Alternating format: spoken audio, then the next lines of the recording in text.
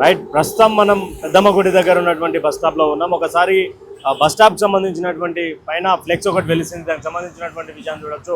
A humble appeal to honourable chief minister CM గారు, save hoardings, save 1 lakh people, abolish go GO MS number 84 అంటూ కూడా ఒక banner వెలిసినటువంటి విషయం. అయితే తెలంగాణ రాష్ట్ర ప్రభుత్వం తీసుకున్నటువంటి సంచలనమైనటువంటి నిర్ణయం జీవో నెంబర్ 84 రూపంలో దాదాపు 1,00,000 మందిని రోడ్డు మీద వేసేటువంటి ప్రయత్నం జరుగుతుంది అంటూ కూడా టీఓఎంఓకి సంబంధించినటువంటి నేతలు మండిపడతా ఉన్నటువంటి విషయం. ఈ సందర్భంలోనే పూర్తి స్థాయిలో 1,00,000 మంది మరియు 35,000 కుటుంబాలు కూడా రోడ్డున పడే అవకాశాలు ఉంటాయి. తర్వాత ఈ యొక్క హోర్డింగ్స్ పై కూడా చాలా 450 ఏజెన్సీలు బతుకుతున్నట్టుగా కూడా టీఓఎంఓకి సంబంధించినటువంటి రమేష్ జనరల్ సెక్రటరీ కూడా మాట్లాడడం జరిగింది. అయితే దీనికి సంబంధించినటువంటి వివరాలు చూసుకుంటే ఒకసారి పెద్ద ఏజెన్సీలకు పెద్ద పీట వేసేటువంటి ఆస్కారం కనిపిస్తూ ఉన్నది ఈ యొక్క జీవో నెంబర్ 84 ద్వారా అంటూ కూడా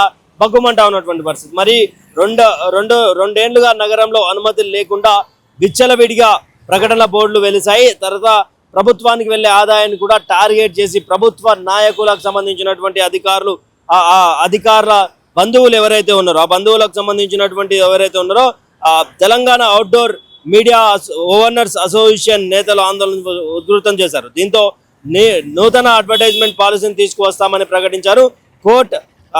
కోర్ అర్బన్ రీజియన్ పరిధిలో అడ్డగోలుగు వెలుస్తున్న ప్రకటనల బోర్డులకు అడ్డకట్ట వేస్తామని పారదర్శకమైన కాంప్రహెన్సివ్ అడ్వర్టైజ్మెంట్ అవుట్డోర్ పాలసీని ప్రభుత్వం ఆమోదించింది. అందులో పూర్తి స్థాయిలో ఇక్కడ ఏది అయినా కూడా దీనికి రూఫ్ టాప్కి సంబంధించినటువంటి దాంట్లో కూడా అక్కడ మంగళం పాడినట్టుగా అర్థమవుతా ఉన్నది. జీవో నెంబర్ 84 ద్వారా ఎంతో మందికి ఉపాధి ఉన్నటువంటి స్థానంలో ఇప్పుడు పూర్తి స్థాయిలో ఇక్కడ ఈ హోర్డింగ్స్ లేకుండా చేయడాన్ని ఎలా చూడొచ్చు అంటూ కూడా బగ్గుమంటా ఉన్నారు. ఒకసారి ఇక్కడ చూడొచ్చు, ప్రతి ఒక్క హోర్డింగ్స్ సంబంధించినటువంటి విషయాలు కావచ్చు, ప్రతి ఒక్క దానికి సంబంధించినటువంటి విషయాలు కావచ్చు.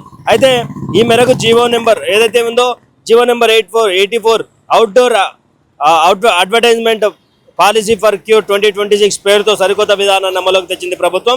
ఈ మేరకు జీవో నెంబర్ 84 జారీ చేశారు.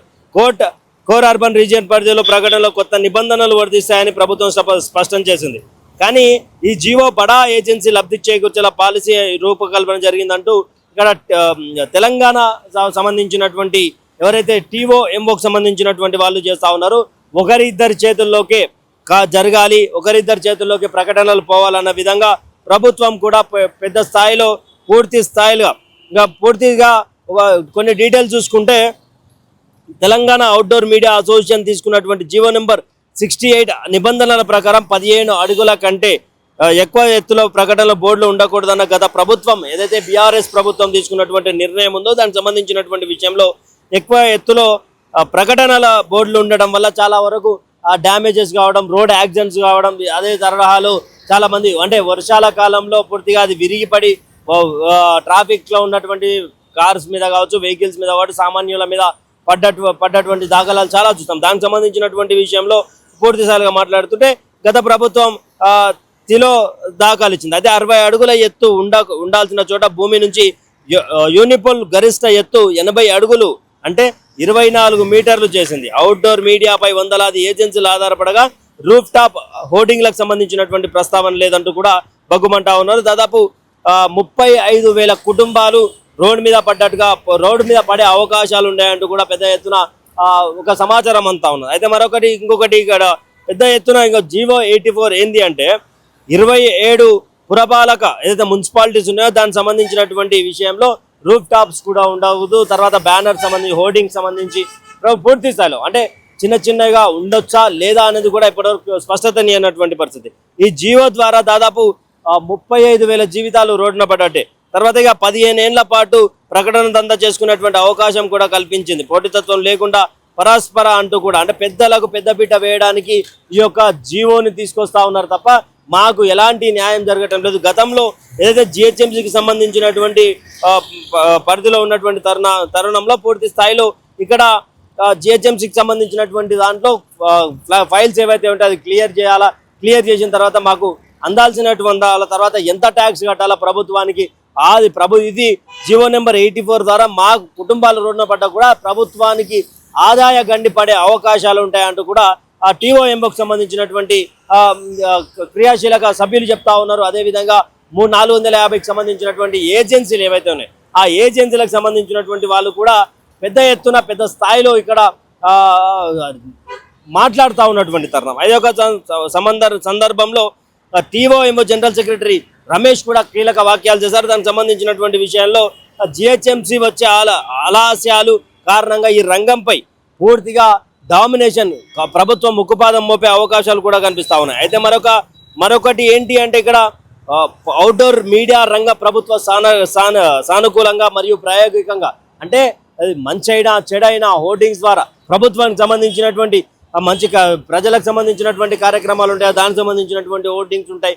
తర్వాత అడ్వర్టైజ్మెంట్ సంబంధించినటువంటి హోర్డింగ్స్ ఉంటాయి. తర్వాత మెట్రోకి సంబంధించినటువంటి స్టేషన్ల చుట్టుపక్కల అదే హోర్డింగ్స్ కనిపిస్తూ ఉంటాయి. తర్వాత వివిధ రకాలుగా చాలా హోర్డింగ్స్ చాలా ఫ్లెక్సీలు ఎగురుతా ఉంటాయి. కానీ ఇప్పుడు ఇక్కడ ఈ యొక్క టీఓఎంఓకి సంబంధించినటువంటి వాళ్ళు ఎవరైతే ఉన్నారో బస్ స్టాండ్ పై పూర్తిగా ఇక్కడ పెద్దమ్మగుడి సర్కిల్లో ప్రభుత్వ నేతలు, ప్రభుత్వ నాయకులు, మరి అదేవిధంగా బీఆర్ఎస్ పార్టీకి సంబంధించినటువంటి నేతలు, బీజేపీకి సంబంధించినటువంటి నేతలు, మరీ ముఖ్యంగా పెద్దమ్మగుడి అంటే రేవంత్ రెడ్డికి ఊతవేడి దూరంలో ఉన్నటువంటి ఏరియా.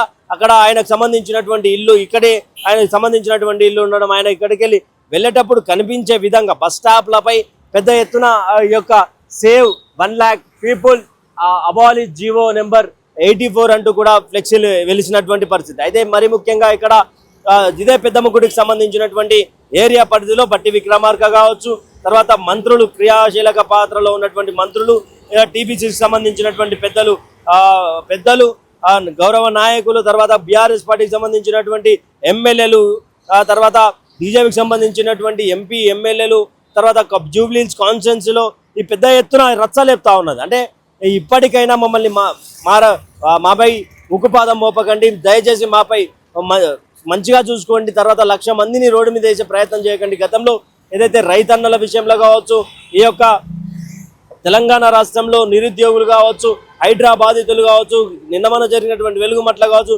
సామాన్యులపై కాంగ్రెస్ పార్టీ ఉక్కుపాదం మోపడంలో ఎలాంటి పాత్ర పోషిస్తుంది అంటే దీనికి నిదర్శనం మేము కూడా అయినము. అసలు ఇవన్నీ జీవో తీసుకురావడానికి గతంలో జరిగినటువంటి అమెండ్మెంట్లు ఏవైతే ఉన్నాయో దానికి అనుకూలంగానే ఉన్నాం. ఇది ఇప్పటి నుండి కాదు, హోర్డింగ్స్ అడ్వర్టైజ్మెంట్ అనేది పురాణ కాలం నుండి వస్తున్నటువంటి తరుణం.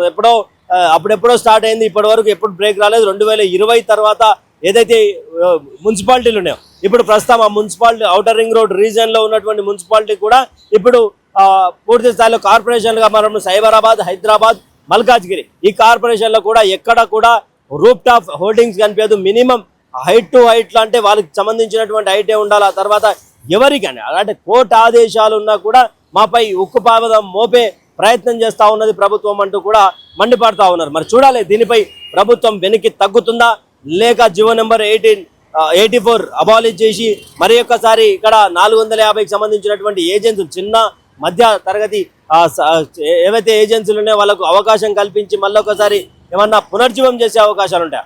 అయితే దీనిపై ఇక మరికొంత స్పష్టత రావాల్సినటువంటి పరిస్థితి ఉంది. చూడాలి ఇప్పటి వరకు రేవంత్ తీసుకున్నటువంటి నిర్ణయాల మీద ఇప్పటి వరకు వెనక్కు తగ్గనటువంటి సందర్భం. మరి ఏ విధంగా రేవంత్ దీనిపై సమాలోచన చేసి జీవో నెంబర్ 85 గురించి మాట్లాడే అవకాశం ఉంటుంది. కెమెరామెన్ రాజేష్తో ఉదయ్ కిరణ్, హైదరాబాద్.